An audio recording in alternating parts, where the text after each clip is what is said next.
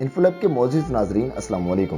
تحریک لبیک پاکستان کے سربراہ خادم حسین رضوی انتقال کر گئے ہیں۔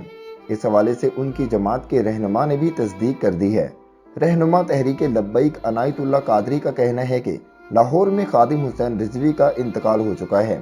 اس حوالے سے قریبی افراد نے بھی تصدیق کی ہے۔ خادم حسین رضوی کل ہی اسلام آباد سے واپس لاہور آئے تھے۔ اسلام آباد میں بھی ان کی طبیعت خراب تھی۔ ان کے جنازے کے حوالے سے ابھی کوئی فیصلہ نہیں کیا گیا ہے۔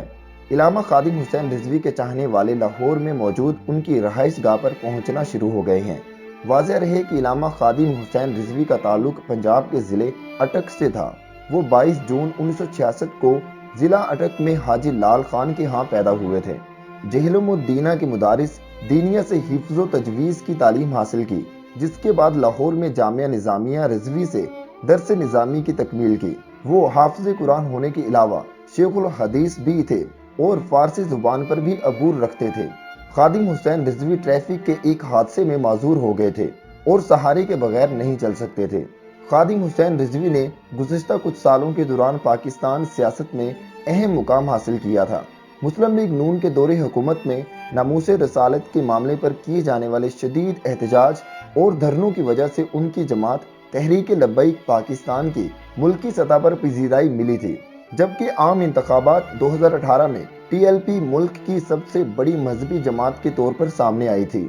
تحریک لبیک انتخابات کے دوران لاکھوں ووٹ حاصل کرنے میں کامیاب رہی۔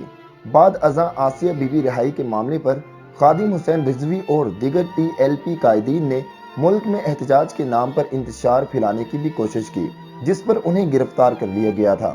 خادم حسین رضوی کو کئی ماہ جیل کاٹنے اور معافی نامے پر دستخط کیے جانے کے بعد رہا کیا گیا تھا۔ گزشتہ ہفتے ان کی جانب سے ایک مرتبہ پھر اسلام آباد کی جانب رخ کیا گیا تھا اور حکومت سے مطالبہ کیا تھا کہ فرانس کے سفیر کو ملک بدر کر دیا جائے۔